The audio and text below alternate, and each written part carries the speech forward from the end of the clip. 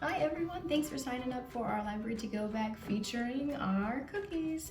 So I'm gonna walk you through how to do this and some of the substitutions you can make if you would like. So in your bag, you'll have a jar that'll look like this. It will have a top, and then underneath it will have a nice little 6x6 cut of fabric that I encourage you to save. And then all of the dry ingredients for your cookies will be in your jar. So something that you can do to spread some holiday cheer, maybe to save the jar and the fabric, to then include a dry recipe to send to somebody else for something fun to do. So try to pass that along, because some people are a little bit bored these days. So now I'm gonna walk you through how to do this. So there will be a recipe in your bag. I'm gonna open up the recipe here. I've just heated my stove to 350, which I encourage you to do. And then I need to line 2 cookie sheets with parchment paper. All right, so if you are a vegan, there are some dairy-free options that come with this recipe we included. So you can sub equal parts Earth Balance vegan butter sticks for the unsalted butter, but omit the salt, and this would make them dairy-free. If you want to use the M&Ms, you can use Chaka No-Nos or Unreal Vegan Candy to replace those M&Ms, and those are just gonna come, I'll show you what those look like. They're gonna come in a cup, so you don't have to include them. So those will be at the top just as an optional embellishment to your dough. And that you might not want to use M&Ms on your dough if you're going to use your cookie cutter that you made in the Creation Lab. So you might just want to munch on those as you do your baking. All right, now we're gonna go ahead and put the ingredients together so we can get these in the oven. And this isn't gonna be your typical cookie baking experience, because your ingredients are mixed together in here. So you have your sugar, you're not gonna cream your sugar with your butter like you're used to doing. So make sure that your butter is room temperature, as well as your eggs. You don't wanna add anything that's cold to this mix, because we're not going through the traditional cookie making techniques that make cookies so wonderful. So in order to keep the consistency of the cookies good, make sure you take the time to take out your butter and eggs to make them room temperature. All right, so we're gonna use the stand-up mixer. I'm gonna put all the ingredients together, and then we're gonna move to where there's an outlet and mix this stuff up. All right, now we have our wet ingredients, including 2 sticks of unsalted butter at room temperature and 2 eggs at room temperature and some vanilla. So we are gonna go ahead and mix all of this together. I'm gonna take this jar, and I'm just gonna carefully empty that out into my bowl. I'm gonna give it a couple of taps. Make sure you wash your hands before you get started with this. All right, so I've got my dry mix in here now. I am going to include 3/4 cup unsalted butter, so that's 1.5 of these. So I need a knife. Now that I've got a knife, I'm gonna go ahead and cut one of these in half, and I'm gonna include, and there's of course measuring right there on the label. All right, and then I need 1 full egg, and then I need 1 egg yolk. So I'm gonna go ahead and crack my egg. You could do this into a bowl if you're not an experienced baker, to avoid getting shells into your mix. I do quite a bit of baking, so I'm gonna trust myself on this one. So now I'll show you how to do this here.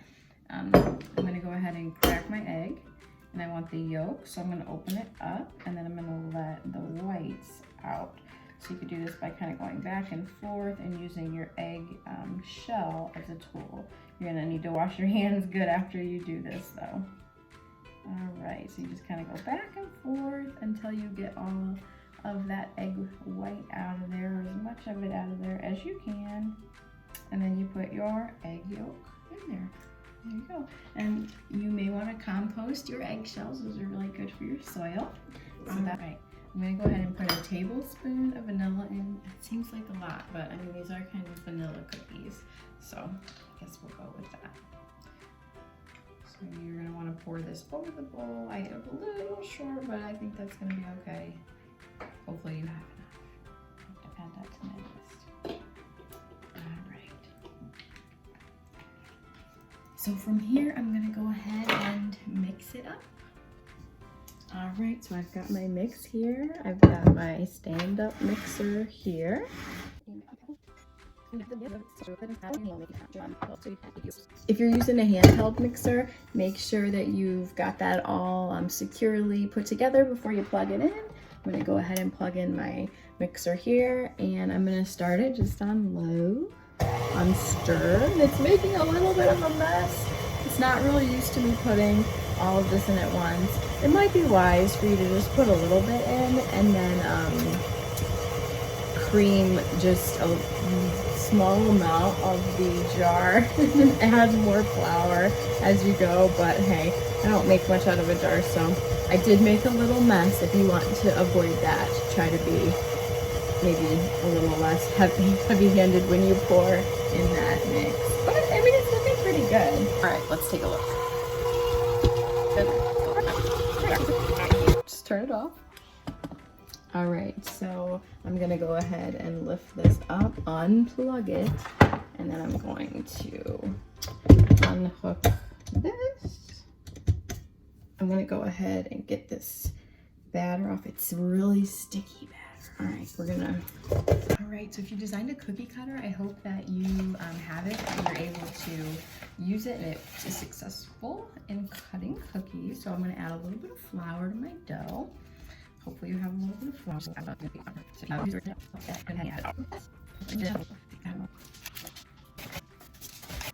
So you want to go ahead and make this about 1/4 of an inch thick, I'd say. And if you have any issues with sticking, just go ahead and add a little bit more flour. And I think these will be really fun to decorate. When I'm baking, I am always listening to an audiobook if I'm not narrating for a video. I've never made a cooking video before. I hope that this is helping you. So once you roll this out, you can cut your cookies with your cookie cutter. Because it's made in a Creation Lab, you might want to spray it with a little non-stick spray so you don't have any issues with it sticking when you try to lift it up. This is a store-bought cookie cutter. I didn't have a chance to print mine in the Creation Lab. So then I'm just gonna move the dough. If you've made cookies before, you know how to do this. And I'm not gonna eat it, as tempting as it is. All right, so I've got my little candy sugar skulls for my Day of the Dead cookies that I'm way late on making. So if you want to use your cookie cutter, that is how. Otherwise, you're going to want to roll these M&M cookies into, let's see, 2 tablespoons of dough. So if you have a cookie scoop, that will do. So I'm going to go ahead and roll this out. I would say maybe a little small. All right, so I've got my pan here covered with some parchment paper, or I'm using wax paper. You should use parchment paper if you have it. And I'm going to go ahead and roll my M&M dough into little balls of about 2 tablespoons.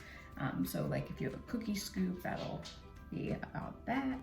All right, and then I'm going to line them up pretty far apart. They're also encouraging me to top these with cookies or with M&Ms. So if you want to take some of your excess dough from using your cookie cutter, make it into a ball, and then you can top it with M&Ms.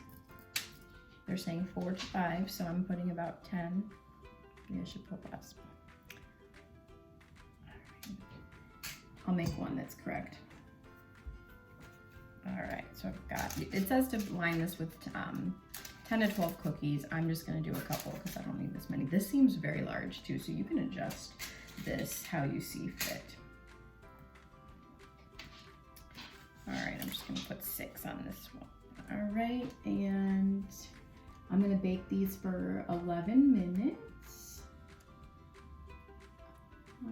Yeah, okay, so these stay in a ball shape. I'm not gonna flatten those. That I like to typically flatten. And then these little skull guys are probably gonna be a little quicker. I'm gonna put little M&Ms in their eyes though, because I think that would be fun. All right. You can really decorate your cookies with M&Ms and have a good time. All right, so now I'm gonna put these in the oven. I'm gonna set my timer for 11 minutes. Turn my light on so I can take a peek.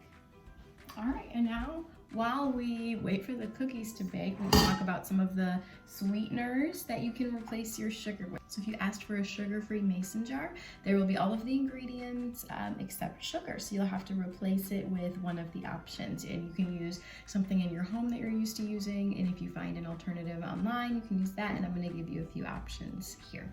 So some of our options for sweeteners include agave. So if you wanna use that, you're gonna use 3/4 cup for every 1 cup that sugar requires.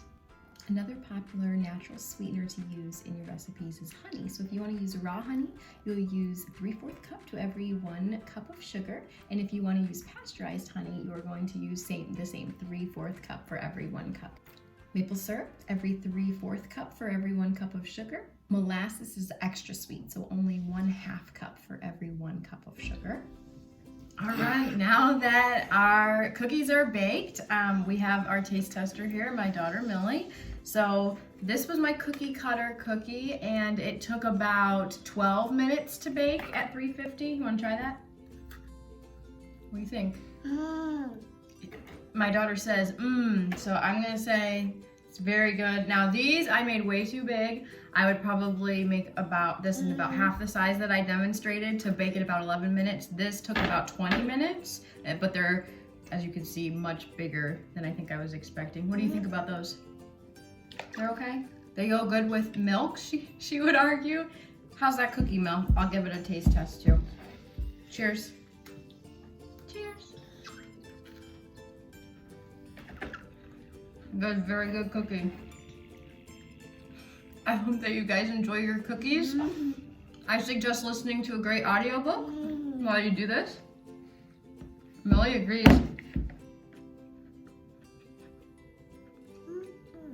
Okay, I've got that bite down. That was very good.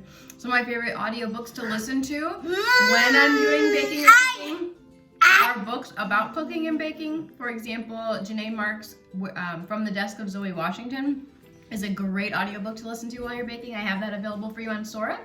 And then for the teen audiobook about baking and cooking, I would recommend With the Fire on High by Elizabeth Acevedo. It's all about a teenager who is in a culinary program and really enjoys making up recipes and sharing them with her family. So I hope that you enjoyed this baking tutorial, and I hope your cookies taste really great. And I'd love to see a picture of them, so take a picture and then go ahead and share those cookies on the Padlet.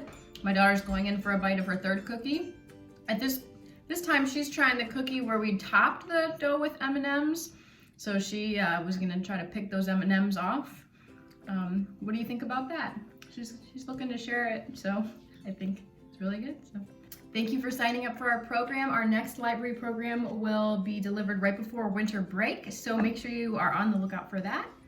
And happy reading.